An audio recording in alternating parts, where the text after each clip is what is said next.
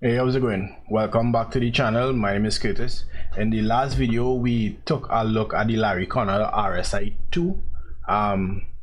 So I programmed it into a EA. Now we'll take a look at some of the settings that I put in, and we run some backtests and see how it works out. So let me just jump straight into it. Alright, so let me just pull up the strategy tester. We're testing it on the pound dollar, and we're using visual mode, and we'll go with the, so we'll start with the daily chart, and then we'll work our way down. So let me take a look at some of these settings. So we will start with, like say, 100k, and just to go over these settings really quickly.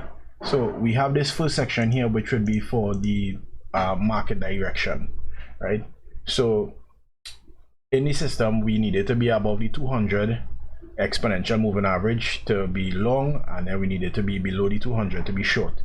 So these here would be the settings if you decide to play around with it and change it. This exponential could be smooth, or anything, and then this period could change.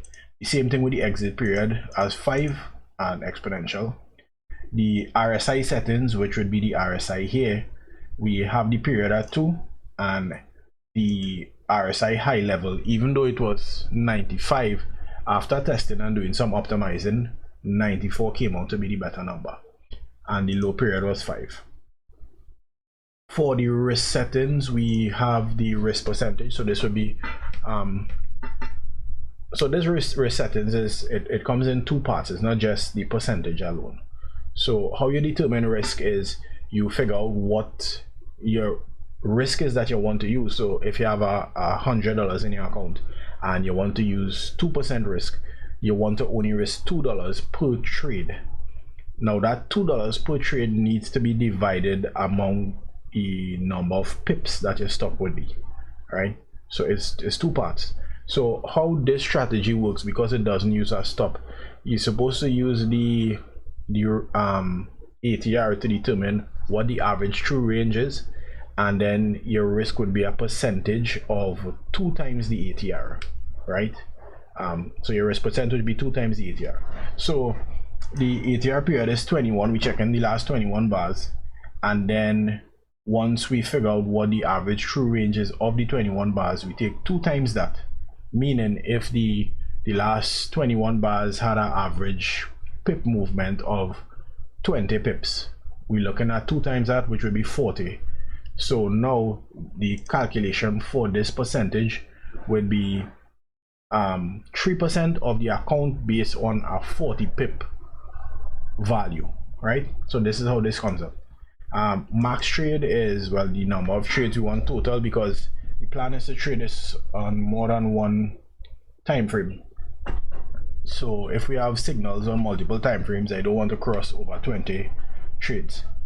Scaling, what scaling allows you to do is, let's say we have a buy signal, so we are above the 200 exponential moving average, the market pulls back, the RSI is below the low level, which is 5, and then we get a buy entry at that point. So if on bar 1 we have a buy entry, and then the next candle over we still under 5, it means that the buy entry is valid also for that candle. So with scaling on, it would take trades once we have that buy entry. If the scaling is off, it would only take 1 trade, and then even if you get a buy entry after that before it exits, it wouldn't trade. So we'll take a look at how scaling works out as we do the backtest. Equities, the emergency stop is because it doesn't trade with a stop loss. I wanted to implement an emergency stop, which is kind of better, because a lot of people don't realize that you could lose your account without being stopped out, because the market could jump over your stop. It is possible, right? Because if your stop is at a certain price and then the market moves so fast it just hops over your price, you will not be exited out of that trade. You'll still be in the trade because that price was never reached, right? With emergency stop, we're doing it based off of the equity of the account.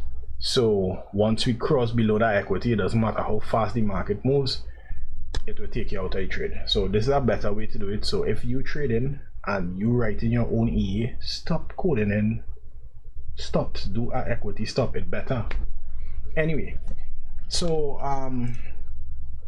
the long chart I did this for just display. So as you can see, the background here blue as we are above the 200 period moving average. When we drop below the 200, the background will change. So just at a glance, I mean, I don't need to be sitting in front of the screen. Just at a glance, I could see, well, if it's long or if it's short based on the color, which, you know, would be very helpful. Foreground color is basically this here. So if I decide to change these to different colors, and maybe is a dark color, the foreground will need to change to a lighter color so you can see it. Up candle and down candle, what this does is, I thought this was pretty neat when I did it.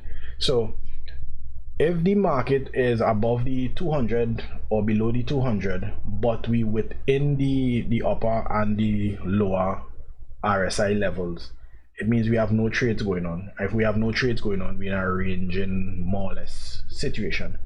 So because of that, all the candles will be gray, right, indicating that we have nothing going on. If we get triggered for a sell trade, all the candles will turn red. If we get triggered for a buy trade, all the candles will turn green. And once the entry signal is not there anymore, the candles will turn back gray, so you will know not to enter, right?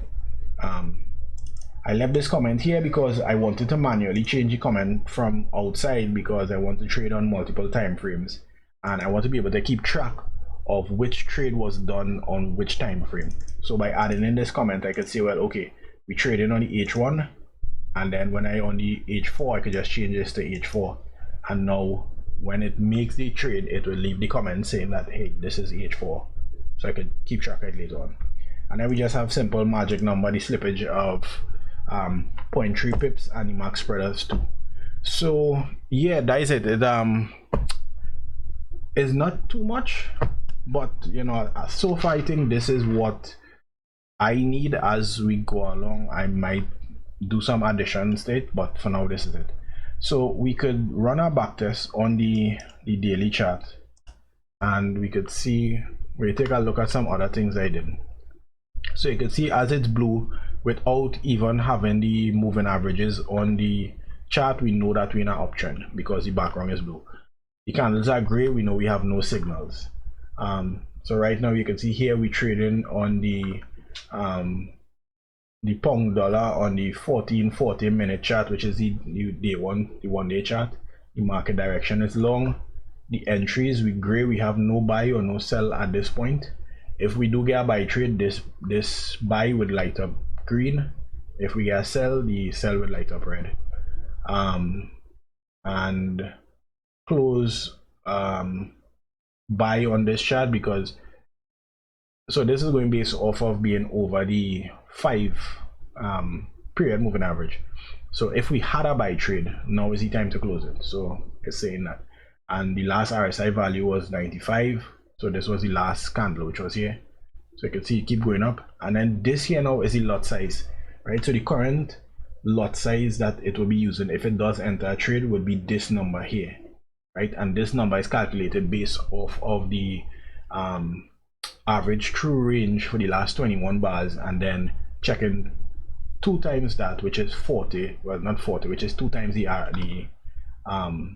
average true range, and then working out what 3% of the account of that would be. So let me pause it here really quick. So you see the candles turn green because we have a buy trade. The buy was, well, a new candle here. We're doing it based off of this, but when we entered it was 1.51. so we in a buy trade now, right? Candles turn blue, candles turn green. We have the entry is buy, you see it turn green here, and then we using this lot size calculation here to determine what the size of the position would be. So let it run. Right, so you see we have our next trade here, and this is because scaling is on, right?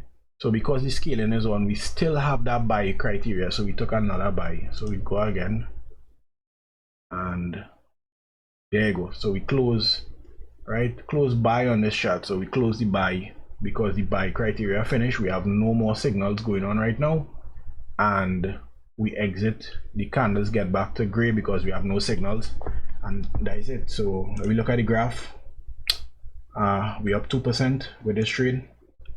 Right, we took 2 positions.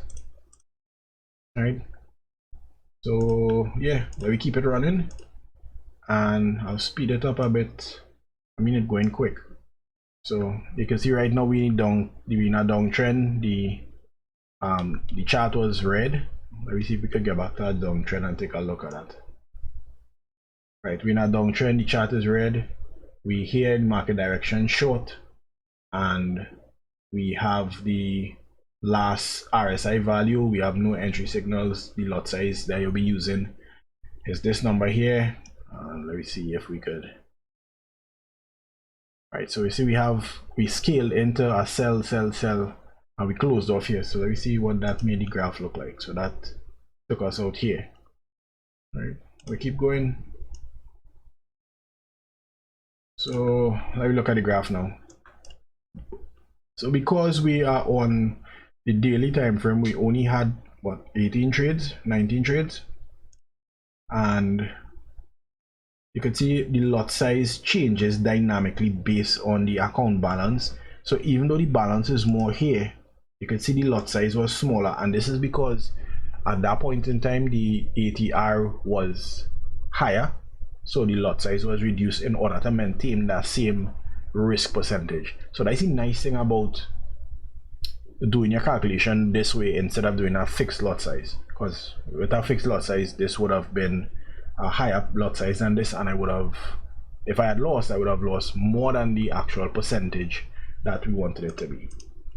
So we ended off with 12%. We had a 7%, 7.45% max drawdown, and the profitable trades was 84%. Right, so this is pretty good. Now this is over a period of from March. This is from March 2021 to November 2022. So you can see we didn't get much trades. It was just 19 trades in that period of time. So that is the downside with working on a higher time frame. Let's jump into H4 and do the same test and take a look at it. We just speed through it instead of looking at individual trades. So you can see the equity curve it growing. So we have a drawdown here because maybe this was with the scaling and we had some negative positions on the scaling, and we ended off at 112% gain on the account over the same period of time. We had 18% drawdown, and the profitability dropped to 71%. Right, the profit factor is 2.18. So as we drop the time frame, we have an increase on trades, but it reduces the profitability, the win to lose profit ratio, and it increases the drawdown. But 18% drawdown isn't bad for 112% over 2 years. That is definitely not bad. That is definitely not bad. Yeah, so we do one more test and see how it would look on the H1.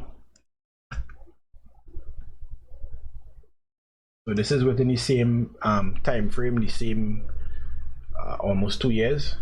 So you can see it started off, we went up by what, 50%, and now we have a serious drawdown, and we will just wait and see how things work out. But you see how much trades it have generated.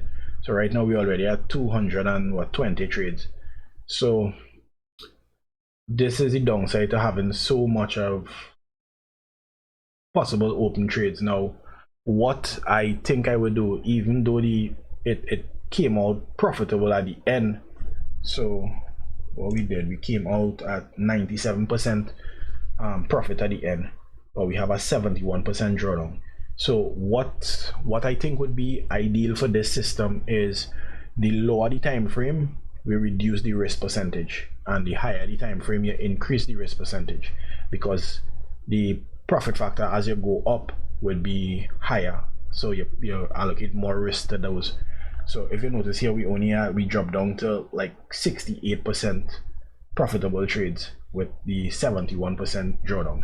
So I think if we had to do this, we could probably drop that risk percent to maybe 1, right? 1% risk, and we'll fire it off and see how that works out, right? So we'll still have the drawdown, but the drawdown should not be as great as what it was, hopefully. So I mean, we'll wait and see. So as we fight our way out of this drawdown, we'll see what happens. Yes, I think that's how I would be trading it. I would run one more back test using the day 1 time frame, and I would change the risk to 5%. So let me see. We still have 85%, but the risk dropped from 71 to 51. So you can see as we reduce the risk, the drawdown reduces. Now this also means that the profit gain reduced. We only at what is it, about 8%.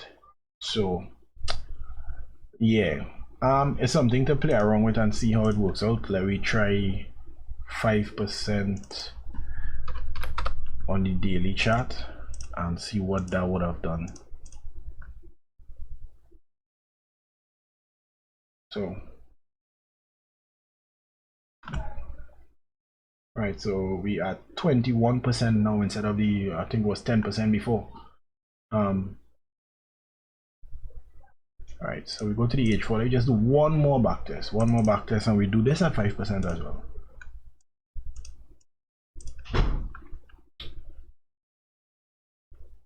So this is the nice thing. Once you have an algo, you could run these tests to figure out what would be the ideal trading criteria to use, whether you should do higher risk percentage, lower risk percentage, what the settings should actually be, and those kind of things.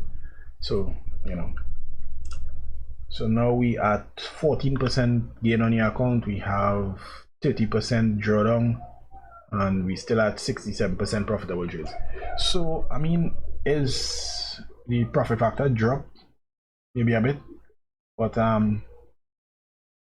it's something to consider. So yeah, let me just recap what happened and how we're going to use this information moving forward. Right, so there you have the back test. That is where we at.